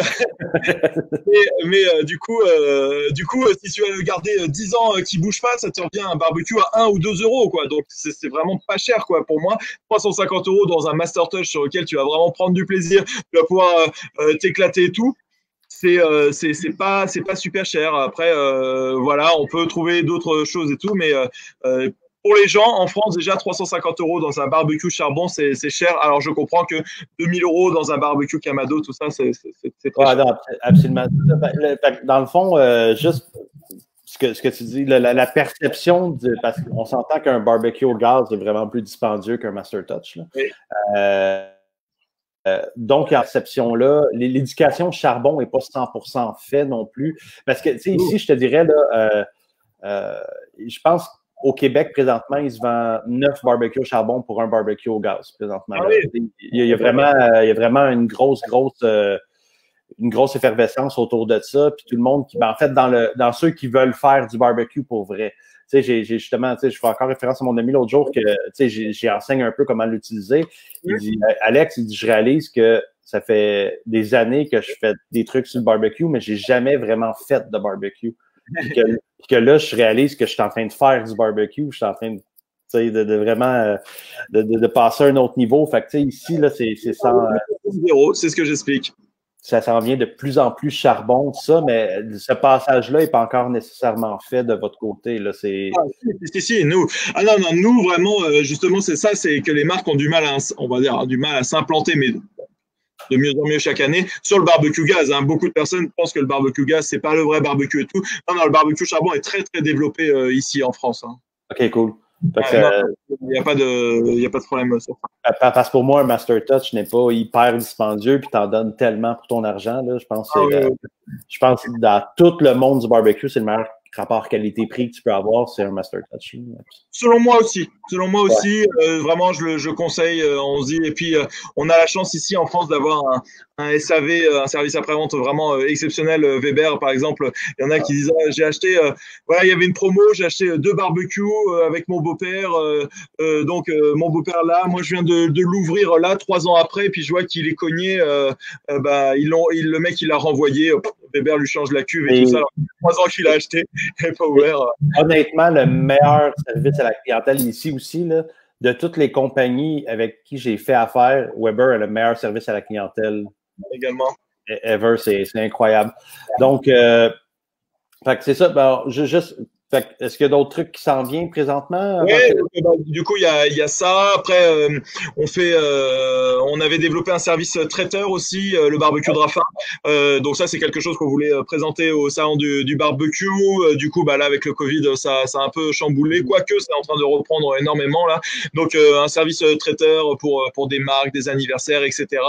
Donc, on vient avec une équipe, on fait des choses. Donc, ça fonctionne vraiment bien parce qu'en fait, ça fait déjà 2 ans qu'on fait ça, mais on fait 0 pub et tout est plein. Donc voilà, mais c'est pas le truc qu'on veut vraiment développer, quoi. C'est le truc qui va venir. Et puis voilà, quoi. Êtes-vous en mode post-COVID présentement? Est-ce que la vie reprend son cours normalement? Oui. Ça reprend au fur et à mesure. Là, il y a l'ouverture totale et complète des restaurants déjà. Donc voilà, il y a eu ça s'est fait progressivement, mais là, c'est bon, ça a rouvert. Néanmoins, il y a beaucoup de mariages qui ont été décalés. Il y a beaucoup d'anniversaires qui ont décalé tout. Donc bon, c'est pas forcément la plus grande année traiteur, mais c'est pas grave. Je me dis, c'est pas grave. Si c'est pas cette année, ce sera l'année prochaine. Et puis je pense qu'il y aura plutôt une arrière-saison. Beaucoup ont décalé en septembre, octobre, novembre. Donc voilà, on peut faire du barbecue toute l'année. Et où est la ligne pour toi, éventuellement, de dire je vis à 100% du barbecue, puis c'est tout ce que je fais de ma. Est-ce que c'est une ambition? Est-ce que c'est quelque chose qui va arriver naturellement ou est-ce que tu vas avoir un choix à faire éventuellement? Tu comprends ce que je veux dire? Ouais, je comprends. Les projets s'empilent, puis tu viens un moment où est-ce que tu dois prendre une décision par rapport à ça, j'imagine? Non, tu vois, je pense que j'ai fait déjà 6 ans d'études pour être ostéopathe. Tu peux pas t'arrêter du jour au lendemain comme ça et faire que du barbecue. Il faut garder un petit peu la main, savoir passer des cervicales, des lombaires et des choses comme ça. Donc, il y a beaucoup de technicité à avoir. Donc, du coup, c'est quelque chose que je garderai. Peut-être après, l'avantage, c'est que je suis en libéral, donc je peux gérer mon emploi du temps exactement comme je veux. Si je veux travailler que 2 demi-journées, je travaille que 2 demi-journées.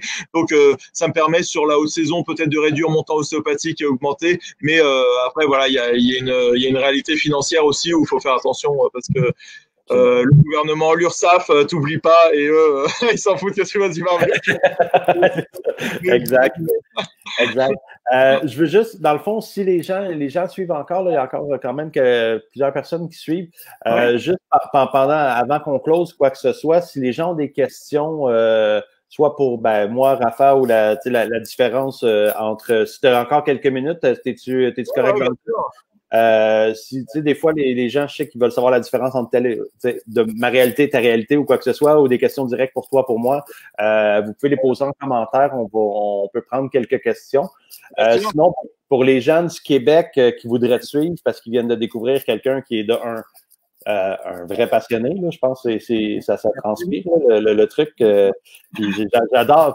En fait, tu vois, le podcast, c'est parti d'une idée où j'avais juste envie de faire connaître des gens d'ici, puis tout ça, puis essayer de convertir aussi des gens à ce mouvement-là en même temps. Puis je me rends compte que à chaque semaine, je parle avec des passionnés qui sont hyper qui adorent ce qu'ils font, puis les gens de barbecue sont des vrais passionnés, je pense. Tu peux pas rentrer dans ce monde-là avec. C'est même quand il pleut 8 heures dehors à regarder son barbecue, je pense qu'il faut l'être. Exact. J'ai une question de. Es-tu plus Napoléon ou Weber? Alors, tu vois, justement, quand j'ai découvert le barbecue en 2012, le barbecue moderne, que j'appelle, c'était sur un Napoléon. J'apprécie énormément ce qu'ils font. Par contre, en France, c'est pas encore totalement, pour parler très très franchement, c'est pas encore bien implanté de telle sorte à ce qui est un SAV exceptionnel et tout ça. Donc, j'adore leurs produits, ils sont vraiment très beaux. Spoga, j'ai mis en avant. Je trouve que la Sizzle Zone sur le côté est top. Pour le Easy Lift pour lever le couvercle, c'est top. Tout est en inox, c'est vraiment super. Je trouve qu'il manque encore un peu de force de frappe pour vraiment, venir. Par contre, sur un barbecue charbon, voilà, moi j'apprécie beaucoup plus le Weber que le Napoléon. Absolument, je suis un peu à la même place. Mais en fait, moi de mon côté, je dirais propane pour moi à cause du césosome de l'infrarouge. Je pense que Napoléon puis le backburner, puis tout ça, ils ont quand même des bons features prix pour prix, là, si on veut, là, si on compare en termes de prix pour notre marché à nous. Moi, j'ai une petite tangente Napoléon sur le gaz et une énorme tangente Weber sur le charbon. En fait, pour moi, Napoléon est même pas dans la même ligue que Weber sur le charbon. Là. Je trouve, le one-touch system, la façon de l'aération, le nettoyage, tu sais, juste la façon que le Master Touch est conçu, je pense que... Oui. T'as des pros et des anti, mais oui, c'est bien. Mais tu vois, regarde, alors attends, je vais te changer la caméra, là, juste 2 petites secondes. Voilà, ici, là, attends, ici, là, voilà. Là, tu as le tout nouveau barbecue sur lequel j'ai fait une vidéo qui sort vendredi prochain. C'est un barbecue qui a, donc ça, c'est un 4 feux qui a 609 €, donc ça fait 750 $ canadiens. Et tu as le brûleur céramique, exactement comme la Sizzle Zone de chez Napoléon, sauf que tu es moitié moins cher, quoi. Donc, t'as la porte, t'as la cuve double paroi, t'as le brûleur céramique. Donc, voilà, t'as des marques, on va dire, moyenne gamme qui arrivent à reprendre des options qui étaient haut de gamme il y a quelques années, quoi. Donc, un peu comme dans la voiture, on va dire que si c'est comme une Renault ou une Volkswagen, mais full option. Tu vois ce que je veux dire? Ouais, c'est le même. Tu vas être peut-être sur de la Mercedes ou de l'Audi ou du BMW. Okay, bah là, tu es sur ça, mais plein d'options. Voilà. Good. Juste répondre à Cédric qui me demande si j'ai une chaîne. Ben, je suis en train d'apparaître sur YouTube présentement. Je te dirais, je suis en train de refaire justement mon aménagement extérieur pour que ça soit plus agréable pour les vidéos parce que je n'étais pas super bien installé. Donc, d'ici 2 à 3 semaines, là, je fais beaucoup de live sur ma page Projet Barbecue. Sinon, toutes mes recettes, ben, pas toutes parce que j'ai pas le temps de toutes les mettre encore, là, mais une partie de mes recettes sont sur projetbarbecue.com. Vous pouvez me suivre sur Facebook, Instagram, YouTube qui commence à arriver. Donc voilà, fait que il va y avoir beaucoup de vidéos. Je veux faire une belle été de contenu un peu vidéo parce que premièrement, j'adore partager. Là, je pense que c'est quelque chose que moi, dans la façon dont je vois tes vidéos aussi, c'est très dans le partage, puis c'est très dans c'est open book. Tu sais, moi, c'est ça, je parlais avec, dans mon dernier podcast, je parlais avec des gens qui font beaucoup de compétition puis qui disent ben, les gens ferment les rideaux pour pas qu'on voit leurs recettes, pour pas qu'on voit leurs trucs, pour pas que. Je suis tellement à l'opposé de ça, là, je pense que c'est incroyable. Richard Lamy qui demande, je vais le mettre ici, une marque et un modèle précis, chacun en version gaz, mais un seul. Alors, j'ai envie de te dire, c'est comme si tu me dis, voilà, tu n'as qu'une voiture à choisir. Bah ouais, mais ça dépend quel prix. Il faudrait nous dire un petit peu le prix parce que ce que j'explique dans ma vidéo que j'ai déjà tournée pour vendredi prochain, c'est que j'ai deux types de personnes qui viennent me voir. Soit ils me disent, Rafa, voilà, j'ai un budget entre 5 et 600 euros, soit j'ai un budget à 1000, 1200 euros. Donc en fait, ça va du simple au double. Donc il faut vraiment me dire quel type de budget on a. Honnêtement, moi, là, mon Genesis E330, il a 6 ans maintenant. D'ailleurs, il y a la nouvelle version qui va arriver là prochainement, ici, à la maison. Et il est très très bien, quoi. Franchement, tu as une bonne saisie, ça monte hyper rapidement. Voilà, tu as 2-3 trucs qui ont rouillé, mais tu appelles le SAV, il se change rapidement. Voilà, pour moi, si je devais, ce serait un Genesis comme ça, Weber E310. Qui fait super bien le travail. Il y a une bonne double paroi, même l'hiver, tu peux monter à 350-400 degrés. C'est parfait. Voilà. Merci Richard pour la question. Moi, de mon côté, ben, je suis zéro propane, en fait. J'ai jamais eu un barbecue au propane de ma vie. Ça fait 20 ans que je fais du charbon, mais j'ai jamais eu de barbecue au propane. Mais les AMG ont quelque chose de très poétique pour moi. C'est un hybride, en fait. Je sais pas si c'est American Muscle Grill. Je sais pas si tu as déjà vu. Écoute, c'est massif, c'est très américain. Tu as une grille à l'avant qui ressemble un peu à une calandre de voiture, tout ça. C'est hybride entre le charbon et le propane. Regardez ça sur... c'est du rêve, là, parce que ça coûte énormément cher. C'est 10 000 la tête de barbecue, là, mais incroyable barbecue. Pour moi, si j'avais un propane à dire, ça serait AMG, personnellement. Donc, merci les gars pour vos réponses. Si y a d'autres questions, on close avec ça pour que tu ailles manger tes ribs. Non, mais écoute, on n'est pas pressé. Tu sais, moi, le samedi après-midi, tranquille, dimanche, tranquille. Après, toute la semaine, ça va être à fond les ballons. Non, mais du coup, toi, de ton côté, donc, si j'ai bien compris, voilà, c'est lancement d'une chaîne YouTube, continuer à avoir des partenaires, des choses comme ça, toi. Exactement. Mais moi, en fait, tu vois, j'ai un peu la même mentalité que toi à ce sujet-là. Je veux rien précipiter. Je m'étais fait des trucs dans le temps en disant, OK, si je m'investis là-dedans, j'aimerais ça être rendu à tel endroit, tel moment, tel endroit, tel moment. Puis sans trop me mettre de pression par rapport à ça. Présentement, ce que j'avais prévu justement à être arrivé plus loin arrive maintenant. Donc, je vois qu'il y a un certain engouement puis un certain hype autour de ce que je fais présentement, puis je l'apprécie énormément. Puis je remercie mes abonnés. Je pense dans toutes mes publications, je vous dis merci d'être là parce que c'est sans ces gens-là qui endossent qu'est-ce qu'on fait, mais en fait, on fait rien. Je veux dire, je fais du barbecue dans ma cour. Donc, oui, éventuellement, oui, je veux partager justement, moi, en fait, tu vois, j'essaie d'être à chaque endroit que personne est présentement. Sur la scène, principalement au Québec. Là. Si j'ai réussi à rejoindre des gens par rapport à qui je suis en France, c'est tant mieux parce que j'apprécie énormément justement d'être capable de jouer sur plusieurs terrains et que mon message passe bien avec plusieurs personnes. Donc, c'est vraiment ça, là, en fait. Je prends mon temps, je fais les choses, je vois qu'est-ce qui se passe. Puis, la chaîne YouTube, à travers ça, c'est d'essayer justement d'amener une formule qui est peut-être pas nécessairement la formule classique ou la formule, j'essaie juste justement de trouver mon angle à moi parce que ça m'apporte absolument rien d'exemple de faire mes vidéos comme tu les fais parce que tu les fais super bien puis tu remplis cette case-là pour moi de. Faut trouver son style déjà et pas copier ce qui se fait parce que tu vois, t'as des personnes qui vont reprendre. Voilà, je fais une vidéo 2 semaines après, elle est sur leur chaîne. Bon, je dis pas que j'ai l'originalité de la naissance d'une recette, mais dommage quoi. Mais il faut trouver son style et pouvoir vraiment apporter quelque chose. Il y en a, ça va être vraiment plutôt gastronomique. J'apprécie beaucoup ça. D'autres, ça va être plus sur du déballage, plutôt technique sur le matériel. Voilà, il faut trouver son angle et peut-être il y en a. Moi, je sais que je parle beaucoup. Mes vidéos, j'ai des fois l'impression durent de plus en plus 10-12 minutes. Des fois, je veux toujours enlever, mais j'ai toujours à raconter et voilà, pourquoi pas faire des vidéos hyper courtes en se mettant en scène, pas en se mettant en scène, juste avec la voix, pas la voix. Il faut trouver son style. Absolument. Puis, j'aime beaucoup, j'aime ce que tu fais en vidéo. J'aime, les Pitmaster X. Je pense qu'il y a quand même une belle approche par rapport à ces vidéos. L'esthétisme est bien. Je trouve l'environnement est bien aussi dans comment il présente ces trucs.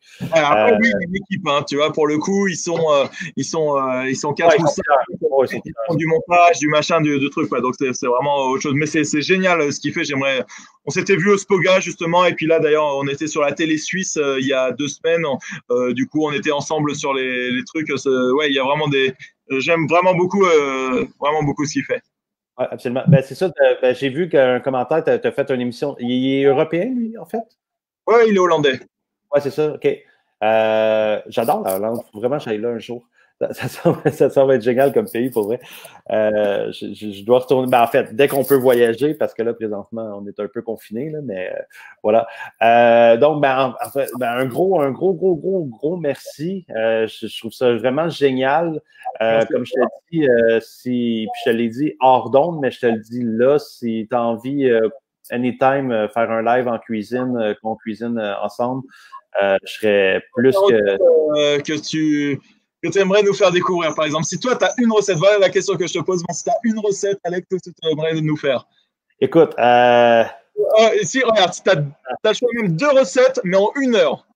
OK. Moi, j'aime beaucoup la cuisson à sado. Fait que tout ce qui est suspendu au-dessus du feu, tout ça, c'est quelque chose que j'essaie de développer beaucoup. Justement, qui me fait sortir un peu de la boîte standard. Des os à moelle autour de. Ça qui était génial. Sinon, j'ai fait des lollipops de short ribs, en fait, qui, je pense, ont eu quand même un impact le fun aussi, qui était vraiment différent, là, qui était vraiment bon aussi, là, je te dirais. 1 heure. 1 heure.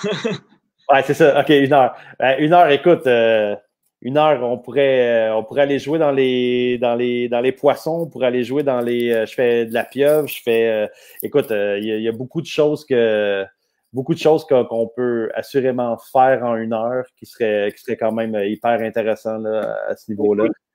N'hésitez pas à nous dire en commentaire si d'ailleurs ça vous plaît ce genre de recettes. Et puis Paris tenu, on se retrouve cet été en cuisine, en tablier, tout ça. Mon setup extérieur va être terminé. Là. Je suis en finition présentement. Fait que, avec grand plaisir, on pourra cuisiner ensemble. Moi, ça fait plusieurs fois que je fais ça et tout. Et puis ça fonctionne très bien, ouais. Juste répondre à Cédric, il n'y a pas vraiment de style spécifiquement québécois. Je pense qu'il y a beaucoup d'influences. Beaucoup de gens vont faire le barbecue américain. Moi, je ne suis pas très barbecue américain. J'adore créer la brisket, les ribs et tout ça, là, les 4 viandes qu'on appelle là, pour les compétitions, ces trucs-là. Mais je pense pas que le barbecue québécois est en train de définir ça. C'est comme un adolescent un peu. On est en train de définir notre identité, mais sans 100% être encore implanté avec notre vraie identité là, en tant que tel. Est-ce que je peux répondre, moi, ou pas? Pardon? C'est parce que toi, tu es baigné dedans. Moi, je pense qu'il y a une certaine identité québécoise avec des choses, avec beaucoup de, par rapport à ce qu'on voit nous, avec beaucoup de sucré salé.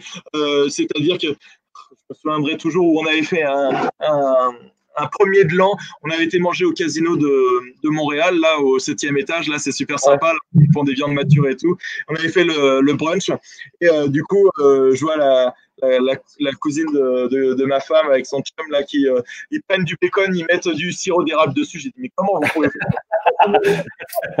ça c'est pas tout le monde. Hein. Vous faites quand même du saumon sur planche de cèdre avec du sirop d'érable. Il y a beaucoup d'influences sucrées, je trouve. Avec quand c'est sucré, vous travaillez beaucoup les bleuets, le sirop d'érable. Le sirop d'érable, en fait, est notre sucre de base, si on veut, à cause de l'accessibilité aux produits. C'est peut-être votre style québécois, tu vois, de faire ça, quoi.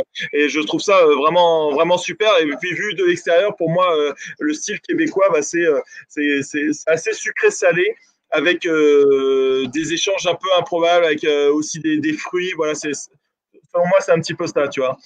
Tu vois, si je vois une sauce barbecue sirop d'érable bleuet, ça me choquerait pas du tout parce que pour moi, ce serait vraiment un style barbecue spécifiquement québécois, par exemple. Okay. Moi, ça me choquerait. Mais... c'est correct. Mais moi, ça me choquerait un petit peu. Donc, en fait, juste en finissant, les gens... on pourrait faire ça, par contre. On pourrait faire une poutine...